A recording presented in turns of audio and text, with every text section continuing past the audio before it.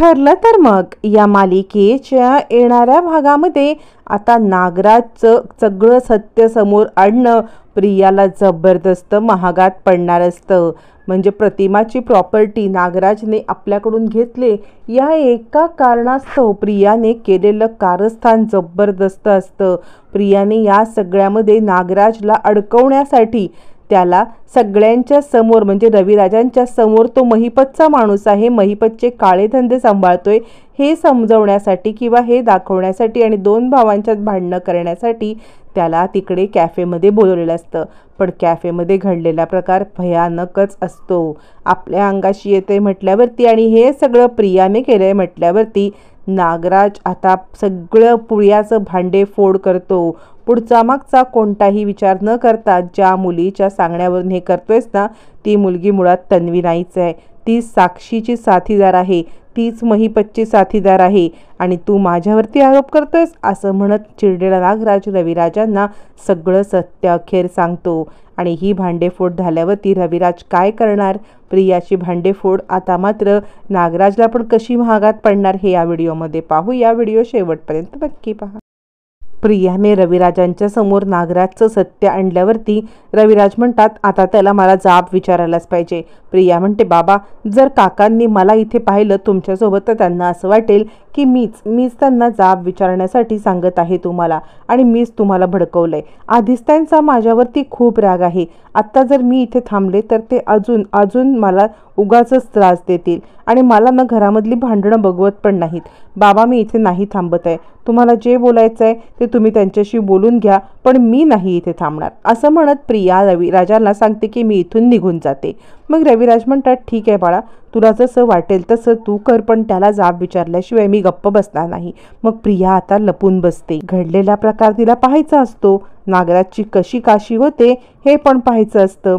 पण आता लपून छपून, कारण समोर आले तर नागराजला कळेल की मी हे सगळं केलंय मग कसं काय, त्यामुळे आता हे सगळं माझं भांडं फुटायला नको म्हणून प्रिया लपून बसते. लपून बसणारी प्रिया आता एका बाजूला बसते. मग रविराज नागराजच्या दिशेने येतात. नागराजच्या दिशेने आल्यावरती रविराज मात्र आता चिडतात आणि नागराज तू असं वागलास म्हणजे तू महिपतचा माणूस आहेस. अरे रविराज किल्लेदार याच्या प्रामाणिकपणाचे लोक दाखले देतात आणि त्या रविराज किल्लेदारचा भाऊ हा एका गुंडाचा साथ देतोय, एका गुंडाला मदत करतोय, यासारखी लाजिरवाणी गोष्ट नाही. नागराज एकदम बेसावध असतो. त्याला कळत नसतं की आपल्यासोबत नक्की काय घडतंय. तो मागे वळून पाहतो आणि दादा तू इथे काय करतोयस असं म्हणत तो हादरतो. यावरती रविराज म्हणतात तू महिपतीच्या माणसांशी भेटून त्याचे सगळे काळे धंदे सांभाळतोयस. यावरती नागराज म्हणतो दादा तुझा काहीतरी गैरसमज होतोय. त्यावरती रविराज म्हणतात गैरसमज काही नाहीये, मी सगळं माझ्या डोळ्यांनी पाहिलेलं आहे. मी पाहिलेलं आहे तू त्यांच्यासोबत बोलत होतास की महिपतची राहिलेली कामं सगळी आता आपल्यालाच करायची आहेत आणि तीच कामं तू करतोयस मला कळतंय.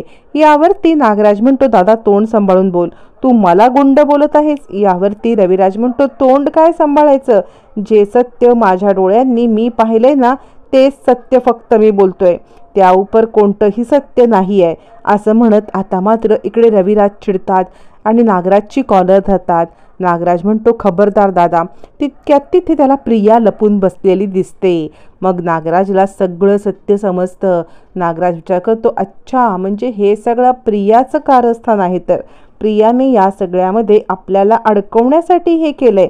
थांब प्रिया तुझीच काशी करतो असं म्हणत नागराज आता म्हणतो दादा तू हे ज्या मुलीच्या बोलण्यावरून ऐकलंयस ना किंवा ज्या मुलीच्या सांगण्यावरून हे इथे आलेलं आहेस ना, ती मुलगी पण धुत्या तांदळासारखी स्वच्छ नाहीये. ती मुलगी काय कारस्थानी आहे ते मला विचार. या सगळ्यामध्ये तिने जे कारस्थान केलंय ते आता मी तुझ्यासमोर आणणार आहे. तू तिला मारे आता तन्वी म्हणतोयस, ती तन्वी नाहीच आहे असं म्हटल्यावर ती रविराज पेटून उठतात. खबरदार माझ्या तन्वीबद्दल काही बोलशील तर. यावरती मग मात्र नागराज म्हणतो का बोलू नको मी खरं तेच सांगतोय. तुला माहितीये ती तन्वी नाही आहे, ती प्रिया आहे. या प्रियाने तुला अडकवण्यासाठी हा प्लॅन केला आणि हा मास्टर प्लॅन कोणाचा आहे माहितीये, साक्षी आणि महिपतचा. साक्षी आणि महिपतचा या प्लॅनमध्ये तू अडकलास दादा. तुला सुद्धा कळलं नाही की या ट्रॅपमध्ये तुला कसं अडकवलंय. तुला पुरावे हवे असतील तर मी पुरावे देईन. आता लपून छपून बसलेली प्रिया बाहेर येते. प्रिया म्हणते, काका तुम्ही तुमच्यावरचे आरोप माझ्यावरती का लादताय? मी काहीही केलेलं नाहीये.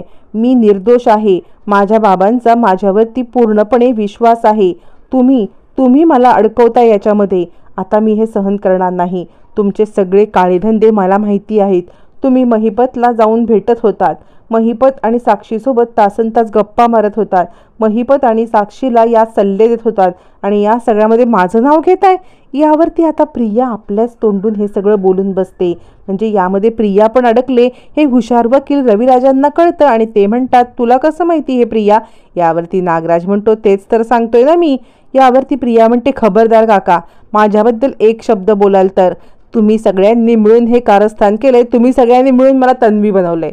एक वाक्य बोलल्यावरती नागराज म्हणतो, बघितलंस दादा, ही तुझी तन्वी. हिला तन्वी बनवण्यासाठी महिपतनेच सांगितलेलं आहे. मला हे सत्य माहिती पडलं ना, म्हणून हिने मला अडकवण्याचा हा प्लॅन केलाय. हिच्याबद्दलचं खूप मोठा तुझा गैरसमज आहे दादा. तुला कळत नाहीये की ही मुलगी तुला पण फसवते आणि आपल्या सगळ्यांची प्रॉपर्टी हडप करते आहे. तुला माहिती आहे, म्हणूनच तुला मी सांगितलं होतं की प्रतिमा वहिनीचे पेपर आहेत ना, ते सगळे पेपर हिने बनवलेले आहेत. हिने ते पेपर विकण्यासाठी काढलेले आहेत. तुला कळतंय का तुला? असं म्हणत मात्र आता इकडे रविराजच्या समोर नागराज खूप मोठा खुलासा करतो. नागराजने हा खुलासा केल्यावर रविराज थोडेफार तरी शांत होतात आणि म्हणतात, ही तन्वी नाही आहे. त्याचा काय पुरावा आहे तुझ्याकडे?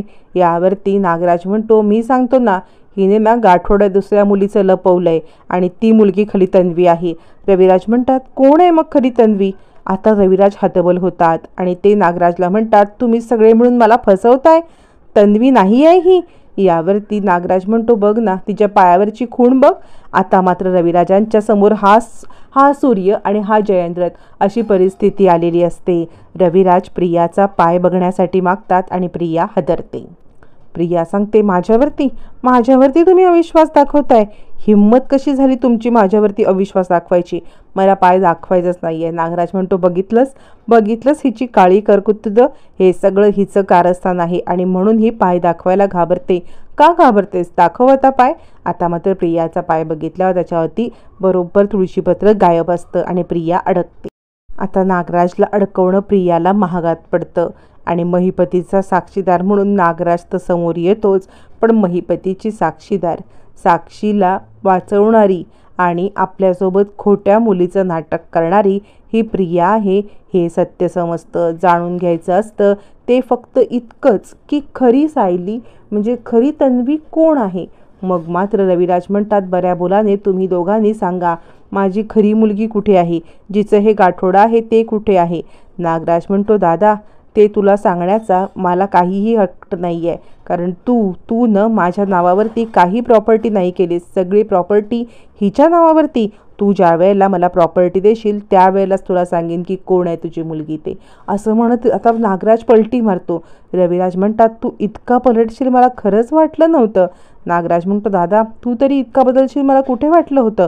भाऊ असून सुद्धा मुलगी आल्यावरती तिच्या नावे प्रॉपर्टी करतोस, भावाला बोलतोस. आता जोपर्यंत तू माझ्या नावावरती प्रॉपर्टी करत नाही तोपर्यंत तुझी मुलगी तुला कोण कळणारच नाही, अशी नागराजनी वेगळीच अट घातलेली असते. आता रविराज नागराजची ही अट मान्य करून आता इकडे खरी तन्वी कोण आहे हे जाणून घेण्याचा प्रयत्न करतील का? तुम्हाला काय वाटतं? कमेंट करून नक्की कळवा.